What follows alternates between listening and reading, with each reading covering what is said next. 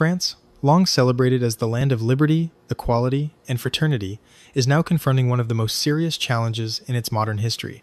Beneath the beauty of Paris and the promise of the French Republic, deep tensions are quietly reshaping daily life, national identity, and social trust. In just a few years, the challenges facing France from Muslim immigration have moved beyond policy debates and into classrooms, neighborhoods, and public streets. Questions once whispered are now unavoidable. Why are some banlieues drifting away from the authority of the state, and how did integration begin to give way to separation? At the center of this struggle stands secularism. Laïcité was designed to unite citizens under shared rules, yet today it is being tested by stronger religious identities and growing cultural distance. What was meant to create equality now risks becoming a source of division. This is not a story about outsiders. It is a story about France itself, about security, belonging, and the future of a nation searching for balance in an age of mass immigration. If you want to understand what is really happening in France today and why it matters far beyond its borders, stay with us and subscribe to the channel now. France is a republic built on the enduring ideals of liberty, equality, and fraternity, principles that have shaped its national identity for centuries. Central to this vision is laïcité, the constitutional principle established in 1905, which requires the state to remain strictly neutral in matters of religion and limits religious expression primarily to the private sphere. This framework was designed to protect social cohesion by ensuring that all citizens meet as equals in public life, regardless of belief. For much of the 20th century, this model functioned as a unifying force. Today, however, it is being tested in ways its founders could not have fully anticipated. France's current situation cannot be understood without looking at its immigration history, which is closely tied to its colonial past. During the post-war decades of the 1950s and 1960s, France welcomed millions of workers from its former North African territories, especially Algeria, Morocco, and Tunisia. These migrants were brought in to rebuild the country and sustain economic growth at a critical moment. They were largely seen as temporary labor, expected to return home once their work was done, not as future members of the French nation. Yet many stayed, raised families, and laid down permanent roots. Over time, what was meant to be a short-term solution became a long-term demographic transformation. By 2025, the Muslim population in France is estimated at between 5 and 6 million people, the largest such community in Western Europe. This population is no longer defined mainly by first-generation immigrants. A significant share consists of second and third generations who were born in France, educated in French schools, and who hold French citizenship. They are legally French, culturally diverse, and religiously rooted in ways that sometimes differ sharply from the expectations of a strictly secular public order. This reality has introduced a new layer of complexity into French society, where questions of belonging, identity, and loyalty are increasingly debated. The core challenge France faces is not immigration alone, but the long-term failure to manage integration in a balanced and realistic way.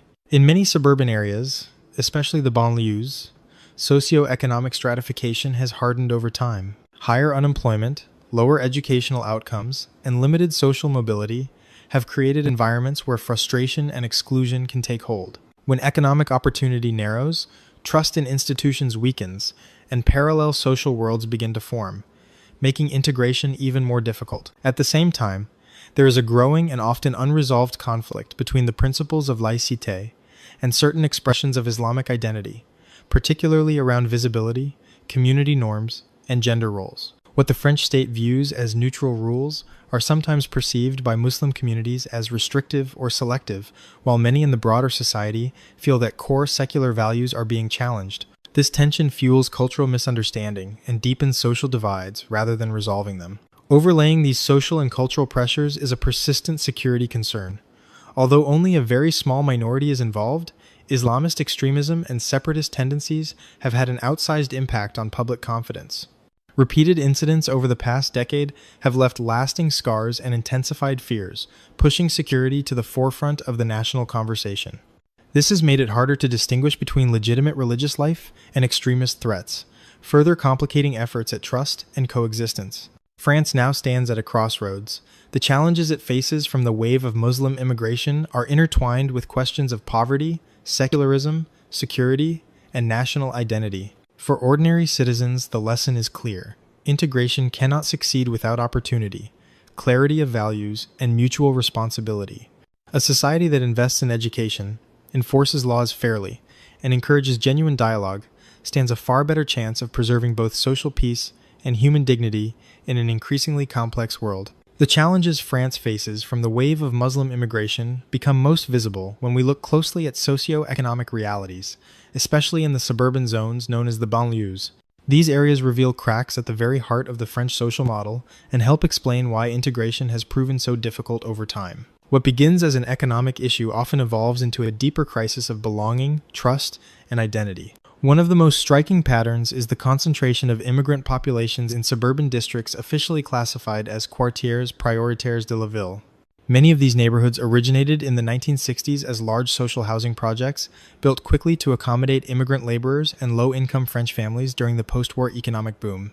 As economic conditions changed, wealthier residents gradually moved away, leaving behind communities increasingly shaped by families of North African and Sub-Saharan African origin. Over decades, this process produced clear social stratification, turning the banlieues into pockets of isolation on the edges of otherwise prosperous cities. Life in these areas is marked by a shortage of resources across nearly every dimension. Access to healthcare, reliable transportation, modern infrastructure, and public services is often weaker than in central urban districts. Education suffers the most. Schools in prioritized city areas frequently face higher dropout rates, fewer experienced teachers, and limited funding. As a result, children raised in these neighborhoods struggle to compete for elite universities and high-skilled jobs, reinforcing a cycle in which poverty and limited opportunity pass from one generation to the next. This form of spatial segregation leaves many residents feeling cut off from what they perceive as the real economic and social center of France. Unemployment further deepens the crisis, particularly among young people. By 2025, studies based on geographic location and family background suggest that unemployment rates in some banlieue districts are more than double the national average, with certain youth groups approaching 40%. These figures translate into daily frustration and delayed adulthood, where education does not reliably lead to employment. Discrimination plays a critical role in this outcome. Repeated hiring tests show that applicants with North African names or visibly Muslim profiles receive significantly fewer interview invitations than equally qualified candidates. French sociologists increasingly describe this pattern as systemic discrimination in employment and housing, a reality that erodes confidence in fairness and merit. The economic consequences extend beyond individuals and families to the national level. High unemployment and persistent poverty place additional strain on public finances through welfare payments, social housing, and healthcare support. This has fueled resentment among parts of the native population, reinforcing the perception that immigration represents an economic burden rather than a shared investment. Such narratives, even when oversimplified, gain traction when social inequality remains unresolved. Over time, these material hardships evolve into something more dangerous: social alienation.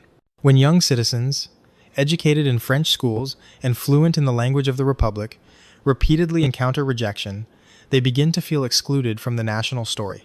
This sense of exclusion becomes fertile ground for radical ideas, whether in the form of religious extremism or separatist identities that reject French civic norms altogether. Periodic riots in the banlieues, including those that erupted in the mid-2000s and again in recent years, reflect not only anger toward police actions but also a deeper rejection of institutions perceived as distant and unjust. For modern society, the lesson is clear. Persistent poverty, unemployment, and discrimination do not remain isolated problems. They shape identity, loyalty, and social cohesion. Addressing these challenges requires more than security measures. It demands long-term investment in education, fair access to employment, and a renewed commitment to equal dignity. Only by restoring opportunity and trust can France hope to prevent socio-economic exclusion from becoming a permanent fracture in its national life. Few issues reveal France's deeper struggle more clearly than the cultural and identity tensions surrounding Muslim immigration. Beyond economics and security, the most persistent challenge lies in the collision between the Republic's strict secular model and the growing visibility of religious life, a clash that now shapes politics, education, and everyday social relations across the country. At the center of this conflict stands laïcité, a cornerstone of French national identity. It is not merely the separation of church and state, but a demanding vision of public neutrality in which religion is expected to remain largely private. This principle is defended as a guarantee of equality, protecting citizens from religious pressure and ensuring a shared civic space.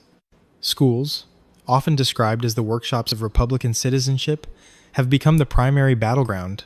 The law adopted in 2004, Banning conspicuous religious symbols in public schools continues to receive broad public support, even as it remains deeply controversial among Muslim families who see it as a restriction on personal identity rather than a defense of neutrality. These tensions extend beyond classrooms into everyday life.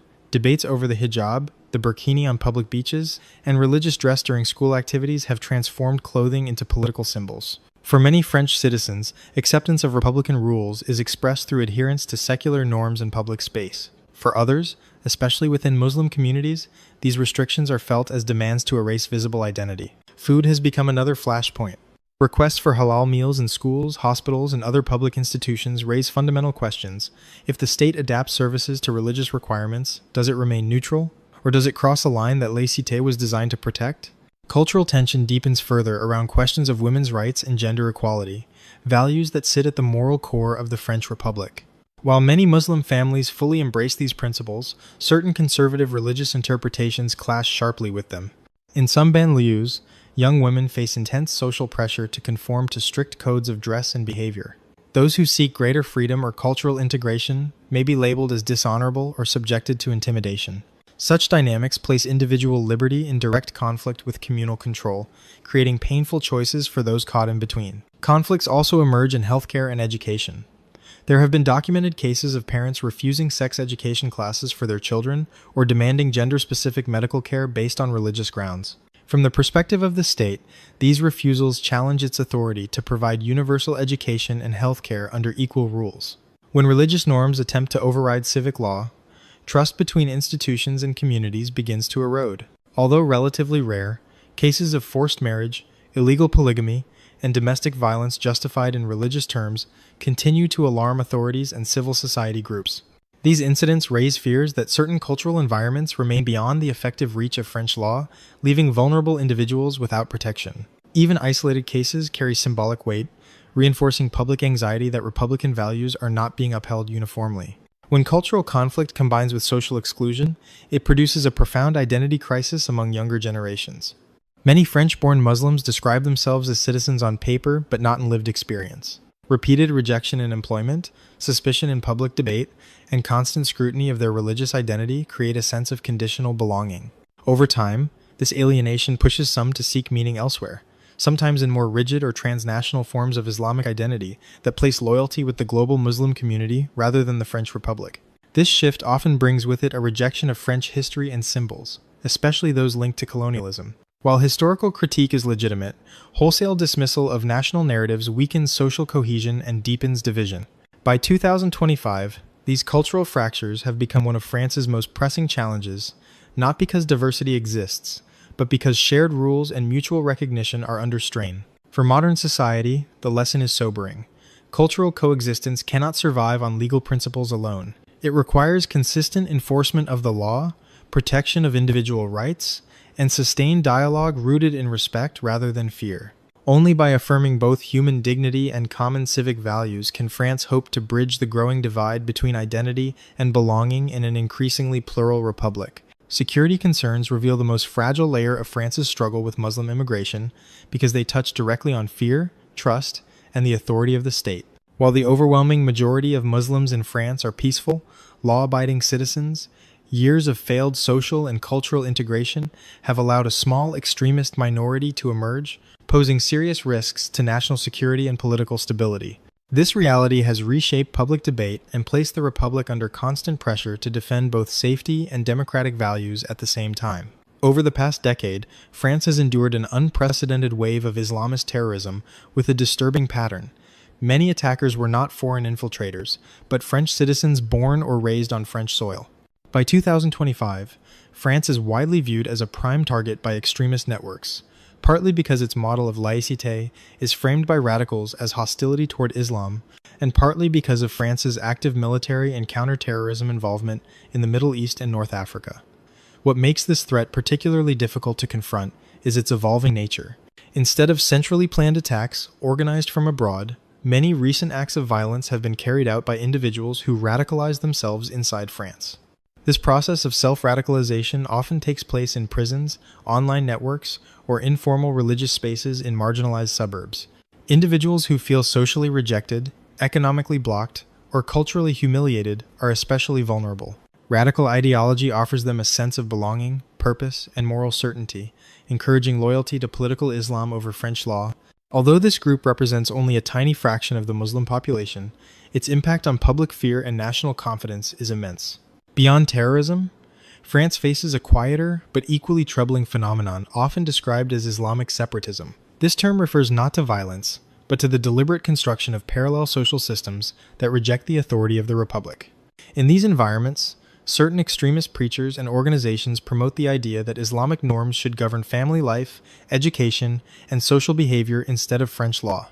Women's rights, freedom of expression, and secular public space are often the first principles to be challenged. Concerns grow further when religious leaders are trained or funded abroad, with financial support from foreign states raising fears of external ideological influence inside French territory. In response, the French government has acted to reinforce republican principles. Legislation adopted in recent years has increased oversight of religious associations, requiring formal commitments to respect secular law and democratic values in exchange for public funding. Private religious schools now face stricter controls, and authorities have expanded their power to dissolve groups that openly undermine the Republic. By 2025, these measures signal a clear message. Freedom of religion remains protected, but it cannot override the rule of law or national cohesion. These security and cultural tensions have deeply reshaped French politics. Immigration and Islam have become central drivers of political polarization, fueling support for right-wing and far-right movements that promise firm control, mass deportations of extremists, and tighter borders. While these messages resonate with voters anxious about safety and identity, they also generate unintended consequences. Harsh rhetoric increases fear and defensiveness within moderate Muslim communities, reinforcing feelings of collective suspicion and exclusion. This dynamic creates a dangerous cycle. Political extremism on the right amplifies alienation among Muslims, which can strengthen separatist narratives, and those narratives in turn fuel further political radicalization. The greatest risk is not only violence, but the erosion of national unity itself. If public life becomes defined solely by opposition between French identity and Muslim identity, the Republican ideal of fraternity solidarity among citizens begins to fracture. For modern societies facing similar pressures, the lesson is clear. Security cannot rely on force alone, and tolerance cannot survive without firm common rules. France's challenge is to protect its citizens while preserving trust, to confront extremism without stigmatizing faith, and to ensure that safety, dignity, and unity remain inseparable pillars of the Republic. After examining the social, cultural, and security pressures shaping France today, one conclusion becomes unavoidable. The future of the French Republic depends on whether it can transform crisis into coherent action. The government has already begun responding on multiple fronts, recognizing that no single policy can resolve challenges that are deeply interconnected and long-standing. On the social and economic level, the French state has expanded its politique de la ville, directing increased investment toward prioritized urban areas where isolation and poverty are most entrenched. By improving housing, public transportation, schools, and access to employment, these policies aim to reconnect marginalized neighborhoods to the broader economic life of the nation. Alongside this, stronger anti-discrimination measures have been introduced, including systematic employment testing programs designed to expose unfair hiring practices. The message is clear. Integration cannot succeed if equal opportunity remains only a promise rather than a lived reality. At the cultural and religious level, France has chosen firmness over ambiguity. The law strengthening the principles of the Republic, adopted in the early 2000s, reinforces laïcité by requiring religious associations to formally commit to Republican values such as gender equality and secular public space. Oversight of religious education and clerical training has been tightened, with a deliberate effort to replace foreign-trained religious leaders with those educated within France. At the same time, schools are being asked to play a renewed role in teaching Republican history and civic principles, not to erase differences, but to anchor them within a shared national framework. Security remains the third pillar of this response. Intelligence services have expanded surveillance capabilities, particularly in prisons and digital spaces where radicalization often takes root. Authorities have also prioritized the rapid removal of foreign nationals deemed security threats and taken a firmer stance against extremist activity, even when it involves individuals with dual nationality. These measures reflect a hard lesson learned over the past decade. Public safety is a precondition for trust, dialogue, and social peace. Taken together, these strategies highlight a central truth.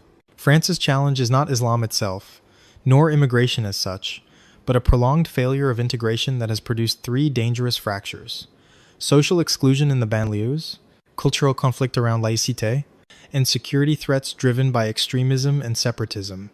The risk now is not only violence or unrest, but the slow erosion of fraternity, the principle that binds citizens to one another beyond origin or belief. The path forward lies neither in forced assimilation nor in cultural retreat. True integration means upholding republican rules in public life while respecting personal faith in private life.